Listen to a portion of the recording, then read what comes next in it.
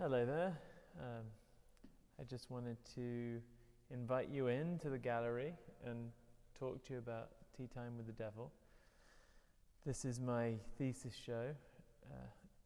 It's been 3 years in the making in Logan, Utah, and it's been a good time. So this is the culmination of my work. Basically have taken some granite from Devil's Playground, which is in western Utah, around the edge of Salt Lake. And my hypothesis, my idea, premise for the show was to try and make a whole palette of glazes from this one local material. So at least 50% of each glaze is made with this granite. The first one I got going was the celadon glaze, and that has 80% granite, 20% wollastonite. That's the most simple recipe. And then I wanted to come up with a tenmoku glaze, and that has some iron added and also basalt from around craters of the moon.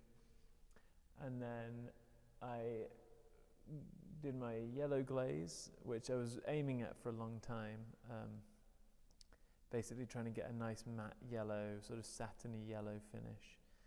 And that is fired in the soda kiln, and it's made of 50% granite, 20% dolomite from just up in Logan Canyon, plus some zirco packs and some bone ash, and a little bit of clay. And all my recipes I'll be posting, and they're on the wall, but I'll post them as well. And they're on Glazy, with more in-depth discussion of how they fire and such. And then the final glaze that I worked on was this Jun glaze, which I started working on over Christmas, and did a lot of research. On my blog there's a pretty in-depth article that I wrote about the history of Jun glazes, and that really led into my research and sped up my process. And yeah, I'm really happy with how that glaze came out. So basically I did it. I made a palette of glazes from mostly this one granite. And what makes the granite a really good starting point is that basically it melts on its own. So cone 10 in a normal gas reduction firing, it'll make a grey celadon. It's not the most interesting glaze, but it is a shiny glaze, sticks to the pot, it works. So from that point I tested all sorts of different fluxes. And my initial findings were that it was a bit stiff, so I tried adding 5 to 50% of as many fluxes as I could find. And I found that wollastonite, which I use in the celadon and in the tenmoku as well, and the Jun, basically the wollastonite was it made the glaze look the best.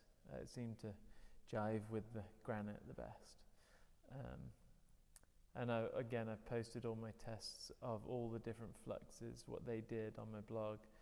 And it's pretty interesting. I found that, mostly do it for myself, for the documentation. I do go back and look at them.